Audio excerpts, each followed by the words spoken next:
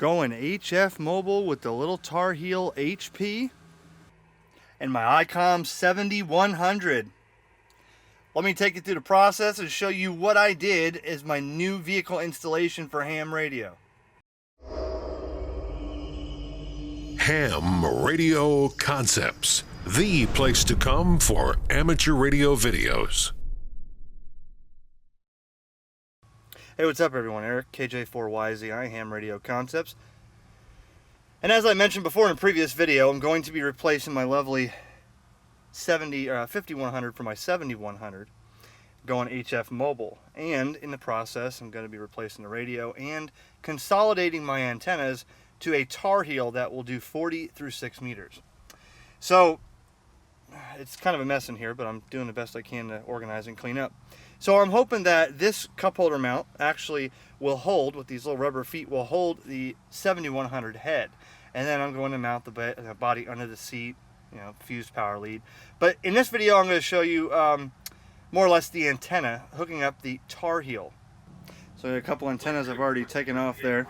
And so we have here, like I said, the little Tarheel HP. And the reason I wanted the smaller one is because I didn't want the gigantic, do-all, end-all, this is the biggest antenna you've ever seen type of deal. So that's going to be mounted on my vehicle. And as I said in the previous video, you can see what I did here for a commercial business band or VHF low band here. I actually drilled through and mounted it on the inside of the body. You see, and the door's in the way, I got the door open, but that's how I mounted that whip there, that 47 megahertz whip in the body. And I didn't want to cut another hole. So my idea is I'm going to be mounting this Tarheel on a mount up here. And grounding is a big deal. Grounding is really one of the main reasons people say this antenna or an HF mobile antenna does not work. So let me show you an example here of what I did in the past that sort of worked but not really, okay? I want you to take a look at this here. This is a Amazon special. This is the whole reason you should get a diamond or MFJ mount like I have. This is an MFJ mount which resembles one that I have up here with my common antenna. This is a diamond mount here with a common antenna, but it's MFJ's version is this one right here. So a good mount. Now this is one you buy off Amazon. Now look at it, already rusted, the screws, and I never could get it tuned right. I couldn't get the 10-meter ham stick that I had on the other side here. I never could get it right. And I just now discovered one issue why. If you look on the inside of this door here, this is not folded over metal. This is actually like a silicone from the factory. I guess that's so when the door slams tight against here, you have a nice seal. And you see some of it up here too. Now I gotta wash this. The problem with this is, as you can see what I did down here, is I thought, probably did this at night or after a couple too many shots, I thought that I was, those Allen screws were biting right into that door, and in fact they were biting into that silicone. So I really never made a good ground contact there. So another reason that you have trouble when you mount it on the doors is your ground, if you're mounting the antenna to the door up here, okay, the ground is only as good as this hinge.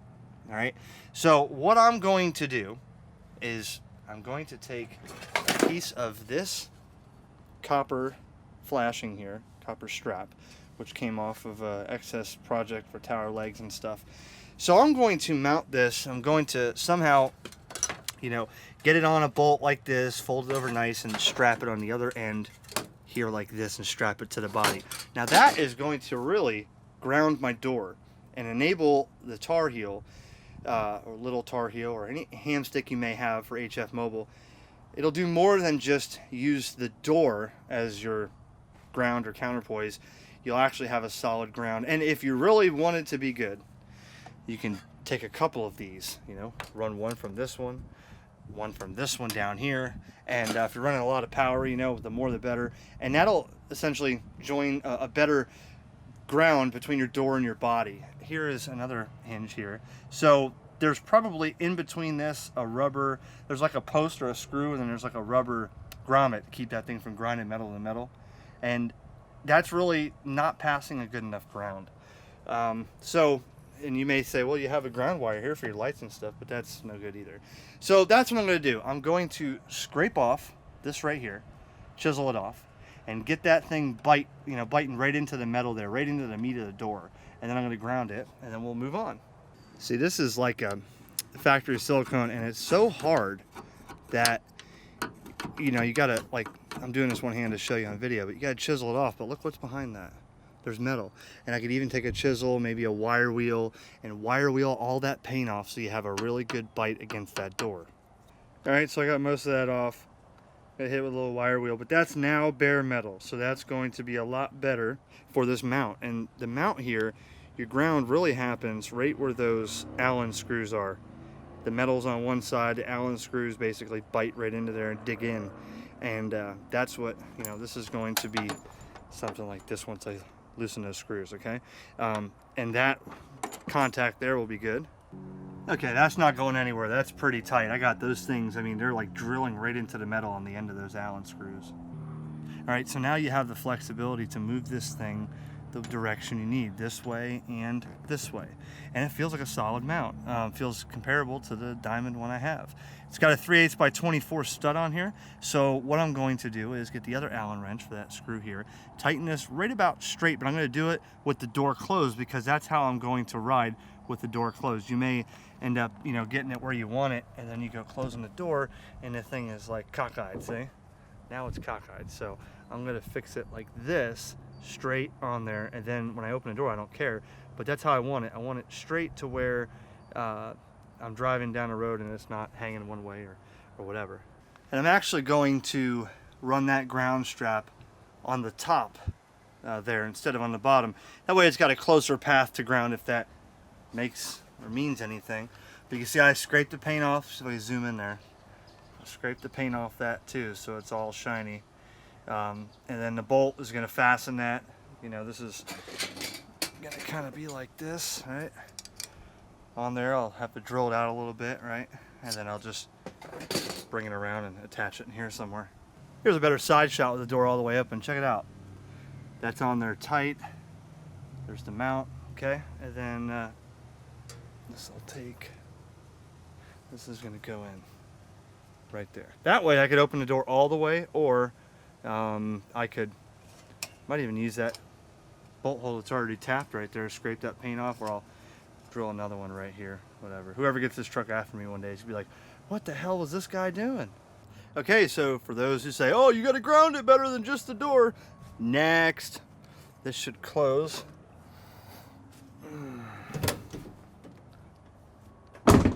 Closed, okay? Open, see, so it's flexible. Copper strap, and that might get in the way, but you know what, I'm the only one going in here. If I really wanted to, I could put some electrical tape around that or something, but I'm the only one going in here, so it's a theft deterrent. They get their neck cut when they try to break in my vehicle.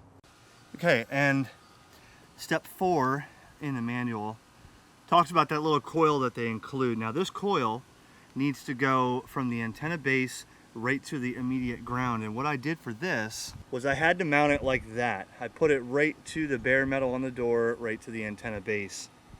I guess different options for mounting will have a different turnout, but that's about what I can come up with right there. And that's, to be honest, I'm not exactly sure what that is. It says it's so that the antenna on a mobile installation will match the coax, but we're going to find out, you know, if it comes bare, you have to scrape the enamel off, put the ring terminals on. It comes with several different, you know, size ring terminals, whatever, to fit your needs. That's what I have right there, though, and hopefully that is a good enough, you know, coil mounting option right there. So I ran the cables up. This is the coax cable from the mount, and I kind of just went, you know, as best as I can right there. See, up like that, and over into the front cab. Also, this is the control cable. This has the wires on it. This is what feeds, you know, up and down to the motor and all that. The Tarheel comes with this ferrite, whatever you want to call it. That's got to be mounted as close to the antenna on this wire as possible. So I'm guessing, or I'm expecting my antenna wire to be like this. So that's about as close as I can get it without having it outside. And I'm just going to zip tie that there. And this little baggie, you have the post 38x24 threaded with a lock washer. Make sure you put that on.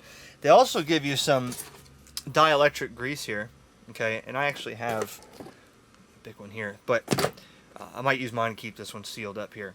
This is so that your connections in the bottom here and everything don't corrode or anything. It's a dielectric grease. That way you can get it off when you need to. Put some on this right here as well, because this is going to be outside. So you put a little grease in there, and that keeps those connectors from rusting with salt air or moisture or what have you. And then also on the top here where the whip will go in, you have some threads there. You want to put some dielectric grease there. Okay, so I got those all tightened up with the dielectric grease, and you can see I have a little bit of slack here for the plug so that when I open the door all the way, and they don't seem to pinch, just closing the door, but that's what it looks like so far. Now, that is about straight with the vehicle, and there's the whip up top. Now, I'm going to hook up essentially the antenna is done. I'm going to hook up the screwdriver controller and show you how this works.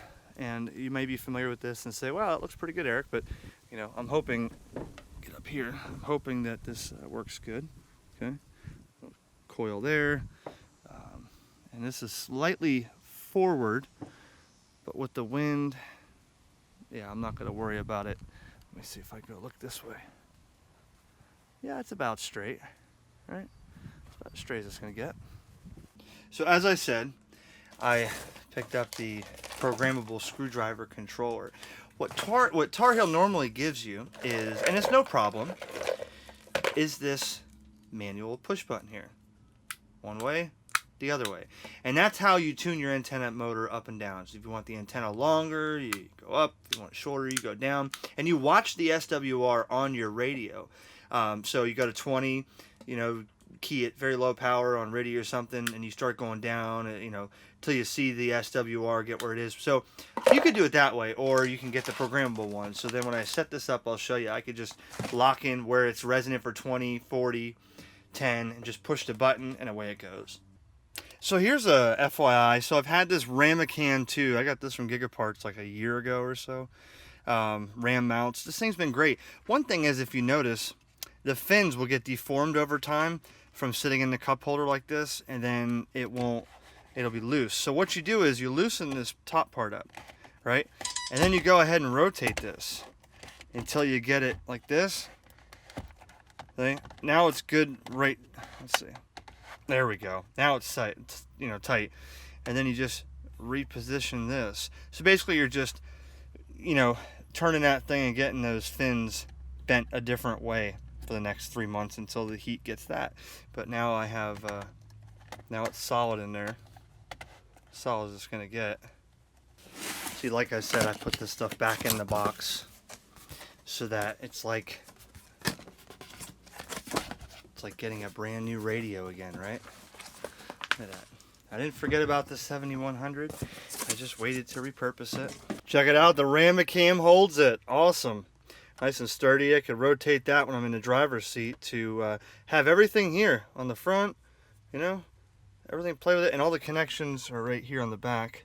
But pretty cool stuff. Now I got to figure out where I'm going to put the screwdriver controller. I don't know if I want it here or if I want it just out of sight. It's not like I got to stare at that thing all the time. But that's cool. 7100 is in the vehicle. It moving. Motor's going up. Doesn't move too fast, but it doesn't need to. Right there. Now it's set for 20. Okay, so as I finish my installation here, I still have to mount my MFJ screwdriver controller, which is working actually quite well. I want to show you that, man, this thing will tune flat to 0 SWR. Watch this. I'll do the little SWR scan on the 7100. Watch. Flat across the band. Okay, and we'll go to 10. I'll show you just for an example. Watch this. 10 meters. I already have it programmed. Hit the button. Boom. 1, 2, 3. The Tarheel is moving down.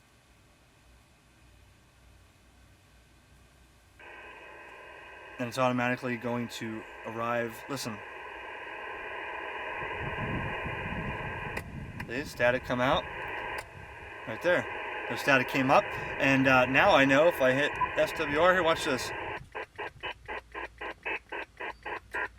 Across the entire sideband portion, you know, I'm taking readings here with this. The 7100 is cool.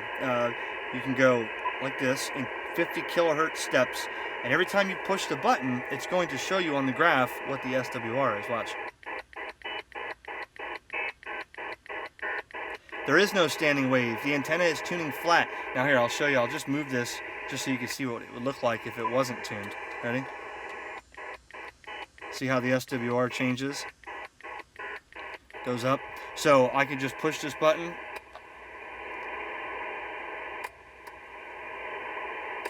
One, two, three. Watch this. Look at this. No standing wave. That antenna is tuning flat. Same as yours on me. So looks like I'm going to be doing some HF here. It's been a pleasure checking in. Dave, how are you this morning? This is W6VA8. W6VA8. This is W2DMR. Well, I've got a very bad head cold. My voice is barely audible, I'm afraid, but I guess I'm getting out. The noise blanker in this 7100 actually works. Check it out. Listen to the static.